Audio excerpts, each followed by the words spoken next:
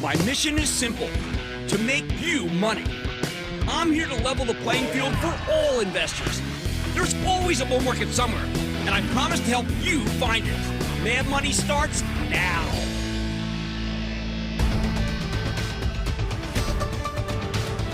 Hey, I'm Cramer. Welcome to Mad Money. Welcome to Cramerica. Other people want to make friends. I'm just trying to make you some money.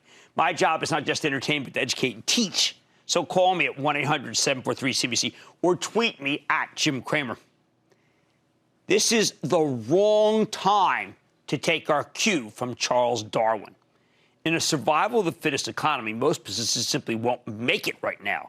I love Billy Paul, but only the strong survive is the wrong anthem for the age of COVID-19. But I do think that's where we're headed. And even after a good day like this one, where the Dow gained 377 points, S&P climbed 1.15%, NASDAQ advanced 0.91%, the thing is, the averages are dominated by the fittest stocks, the ones with the strongest balance sheets that will be available to survive, and they will do so, when most commerce is on hiatus. When we get out of hiatus, they'll still be there.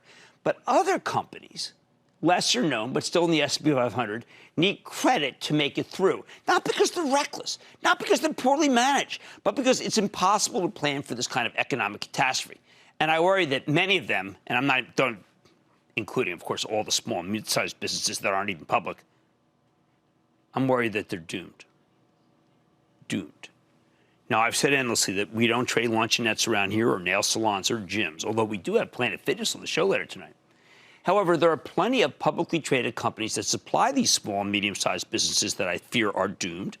And more important, if we keep seeing jobless numbers like we had this morning, another 3 million people out of work, this could be an extinction level for small businesses, the ones we love. We might be headed for a situation where only a few gigantic companies dominate everything because their competitors, they all went under. And that is a grim future. If we let it happen, if we allow survival of the fittest to run its course, it will crush us as a nation. But will it crush the stock market? Believe it or not, that's less clear cut. In the last couple of days, we've heard from four big-name individuals who put tremendous pressure on the market. First, we had Dr. Fauci, who sounded very worried about the impact of reopening the economy, pointing out that we could see more big outbreaks in the fall. He was pretty unequivocal. Actually, I thought he was pretty frightening. So unequivocal that President Trump scolded him about it. Now, I'm not going to second-guess this man, Dr. Fauci, in the course of this pandemic. That's his department, and he is a serious practitioner. My department is helping you figure out what a prolonged shutdown would do to the stock market. Sell. And I got to tell you, without a lot more assistance from the federal government, I think it would cause, yes, a second Great Depression. Fauci hurt the market with his negativity, but not as badly as Fed Chief Jerome Powell did when he spoke yesterday. Powell traced out an almost apocalyptic scenario if the government doesn't take more action to save commerce. You know what? The man's dead right. While a lot of people in Wall Street didn't want to hear what he had to say, I found Powell's testimony actually reassuring. The worst thing we could possibly have right now is a Fed chief who doesn't understand the scale of the crisis. They know nothing. And thinks we should just let the economy fend for itself. They know nothing. I was an early critic of Powell when he raised rates too aggressively at the end of 2018. Oh, but the guy has learned his lesson. He caught this meltdown earlier than almost everybody. He's been instrumental in making credit available to big companies that need to survive and probably would have gone belly up already. Can you imagine already if it weren't for this man? Millions of jobs this guy has already saved. Now, I don't like being in this situation, but at least the guy running the Federal Reserve gets it. If Powell said everything would be fine, now that would be a reason to sell.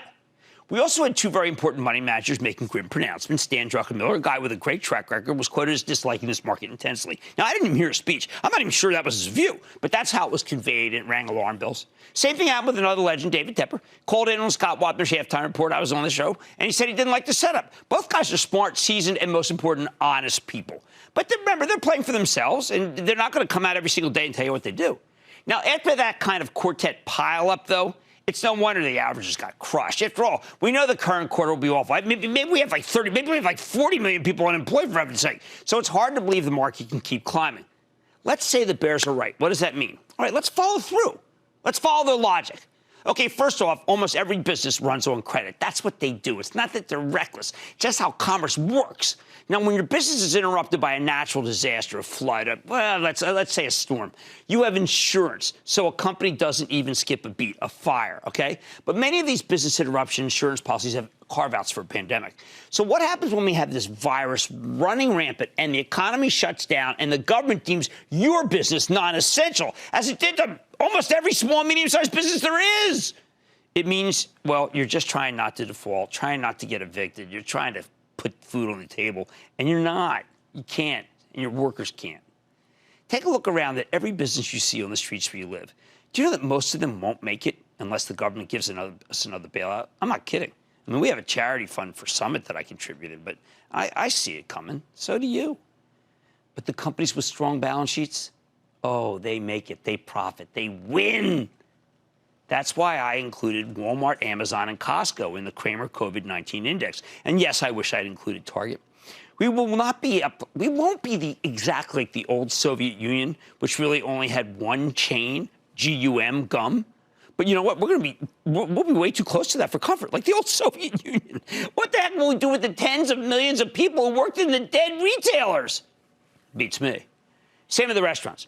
We got some numbers on Chipotle today from a very good analyst who argued that they're now making as much money as they were before the pandemic. They got terrific technology they can spend. They got a great balance sheet. We heard from another analyst, Wendy's breakfast success. Seattle newspaper reported that Starbucks might be able to get rent concessions because rents are coming way down and they're powerful. But other than those three, and let's say McDonald's, Burger King, Domino's, Burger King's quick serve, and Wingstop, I have a hard time imagining many other players making it. Guys, this is it.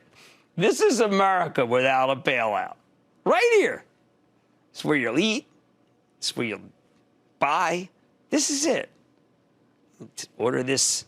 It comes to your house. You can pick it up here. These are boxes. You got to wait 24 hours, because of that stuff. Great balance sheet. Hey, good. They got the breakfast baconator. The rest are dice rolls, where you can only operate at 50% of capacity, which is what happens at a restaurant. Well, you have to take your customer's temperature. We can't have a country with less than a dozen national retail and restaurant chains. Don't get me wrong. It won't hurt your ability to make money in the stock market. Just buy these stocks. They've got the balance sheets to handle anything we throw at them. We know people shop and eat there because they have to shop and eat somewhere. No, the problem with this situation is that it's a rigged survival of the fittest. If the government forces your enterprise to shut down, it should compensate you for the business you're losing. There are plenty of companies that could survive and even thrive without the lockdown followed by the physical distancing rules that we'll be stuck with until there's a vaccine. That's why I like the term business interruption insurance that Treasury Secretary Mnuchin talked about. And I think PPP is sensational. The longer the pandemic goes, the more help we will need to open up. State governments have put these businesses on the path to insolvency, and even if they had a good reason for doing that, we don't want to look back in this period where most small enterprises and medium-sized went under because the government told them to go under. Judging by the action in the bank stocks until today, the vast majority of the smaller businesses won't be able to get credit. It would be crazy just to let them wither and die. So many hopes and dreams. The bottom line, without more stimulus, I think you should just buy the big chains that can survive the lockdown and a slow reopening of the economy. Oh, these will all thrive either way. I think that's terrible for the country. It's like an economic coup by big business at the expense of everyone else. But it doesn't have to be terrible for your portfolio. Tyler in Missouri. Tyler. Hey, Jim. We're going to get your outlook today on Synchrony Financial, ticker SY. No, we can't trade down, man. We got credit problems throughout the system. They're just being masked right now by the fine actions by the Federal Reserve. We're not going to gamble. That's gambling. I don't like to gamble. Let's go to Sean in Florida. Sean. Hey, Jim, a big booyah from Tampa, Florida. How are you? Nice. I like your quarterback. What's going on? I love the show, and thanks for all your hard work over the years. Thank you. And for navigating us through this crisis. With businesses beginning to slowly reopen, especially restaurants, stores, et cetera, cleanliness is going to be a major part of operations for the foreseeable future. With products and services from uniforms and PPE, restaurant supplies, restroom supplies, chemical services, what are your thoughts on Cintas now? That was a great quarter, Cintas. Cintas was great. It was a fabulous quarter. They're indispensable. That's a really good call. I was actually going to do a piece tonight on Cintas, but we got so many guests every night I can't. You got a winner in Cintas. Going much higher. Dave in Florida. Much higher. Dave. Hey, Jim. My question may be one of simple math, but surrounds share valuation after companies have taken actions at the Luther chairs. Yeah. A number of companies have done that in this crisis.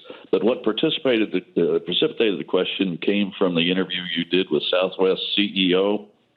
While not particularly interested in airline stocks right now, I thought perhaps I ought to add it to my watch list as the best of breed should the opportunity. No, because that's you'll be in a house. That's the best of breed in a bad neighborhood, and that this market is about the haves, of which there are $11 trillion worth, and the have-nots, of which there are about $16 trillion worth. And we got to stay out of the $16 trillion, even though they're real visible and they're household names. All right. It's the survival of the fittest economy if something isn't done. So what do? Well, here it is. This is your insurance policy, your business interruption insurance. On Mad Money tonight, what will your gym look like in a COVID-19 world? I'm talking the future of fitness with the CEO of Planet Fitness as they open. Then what the heck was the sell-off we just went through? And is it time to sound all clear? We'll check the charts to find out. And is it time to curb your enthusiasm on some of the cloud stocks, or could their recent pullbacks be buying opportunities? I'm eyeing Alteryx, one of my old faves, to find out. So stay with Cramer. Don't miss a second of Mad Money. Follow @Jim Cramer on Twitter. Have a question? Tweet Cramer. #MadTweets. Send Jim an email to madmoney@cnbc.com or give us a call at 1-800-743-CNBC. Miss something? Head to madmoney.cnbc.com.